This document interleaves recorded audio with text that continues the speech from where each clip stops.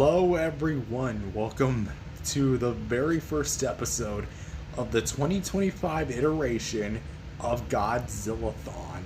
Yes, so this is going to be my brand new take on the GodzillaThon series, which if you have not seen in 2016 and 2017 as well as 2022, which would be a revival, I did two previous versions of the show and talked about all consecutive Godzilla films at the time, and kind of just led my way to talk about them in like a weird way, because I did something a little different. See, I usually when someone does a movie review, they were really informative about the film, they gave their thoughts, yada yada yada. But for this one, what I did was I had two figures and I added like skit portions to them. That is like not what I'm doing anymore. So if you're here for the skits, sorry, that's not what I'm doing for this iteration of GodzillaThon, which will also be the last, because I just want to like put GodzillaThon kind of to rest, because it is a project I've been working on like time and time again, making like new versions, but this will be like the definitive version.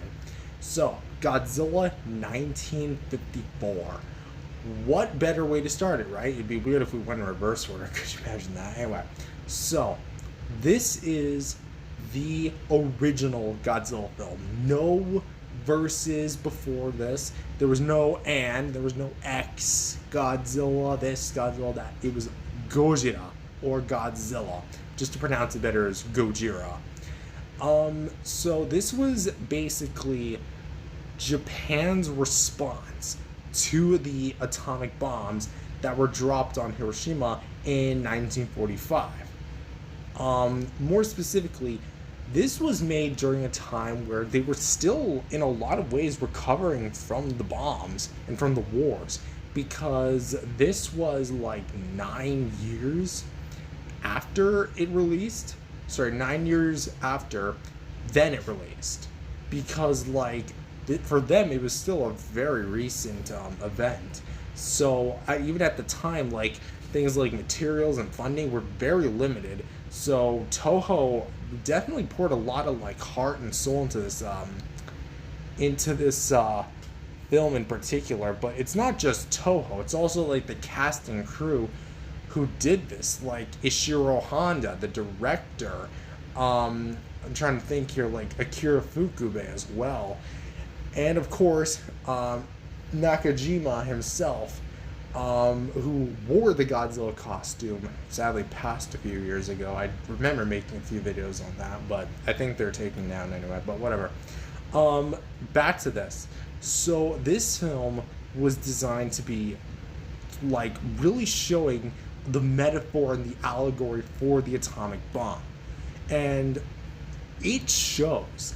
Like, when I watched this movie again, it was just like, you really feel just how dark and depressing it is.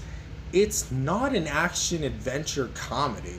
Like, I know a lot of people think of that with Godzilla thanks to the MonsterVerse films, but no, this is what Godzilla is meant to be. Not just a force of nature, but a metaphor for the atomic age. That said, this film conveys it in such a menacing, dark, and serious way.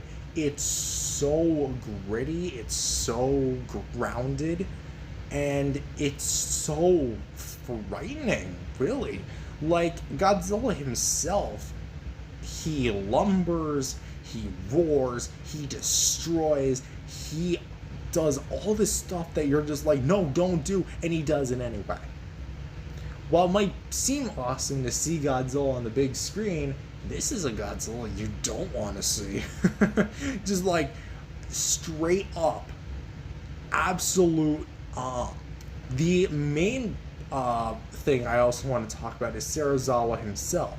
Again, not to be confused with the MonsterVerse iteration. This Serizawa is reluctant to kill Godzilla, or more precisely, have his weapon be used and eventually get held by the government and used for war and mass destruction. So, at the end of the film, Not only does he kill Godzilla with it, the oxygen destroyer, disintegrating Godzilla to bone and then down to nothing, he literally kills himself. An act of sacrifice. Yeah. It's pretty heartfelt. It's heartbreaking too.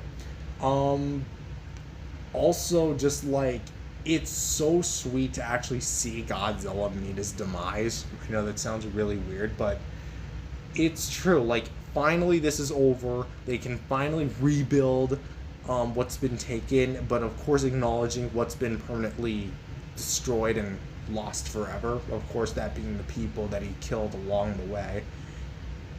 And might I just say again, if you don't know which version I watched, by the way, it was the original version, Japanese, without English dub. It was the English subtitled, so there you go. So I did watch it authentically, but realistically, as long as the film is still the film, and regardless if it's an English dub or English sub, it's a legit version of the movie in my eyes. But that said, this movie is awesome. Well, in what it's trying to do, and the message it's trying to invoke, the fear you feel when you're watching this film, it's depressing. It really is. This deserves, in my opinion, to go in like cult culture status of film, whatever. Just flat out. So yeah, that's my personal take on, or well, personal overview of Godzilla, the 1954 film. I do so hope you guys enjoyed. Next week we're going to be talking about Godzilla Raids Again. So join me next time as we tackle that film. See you guys next time.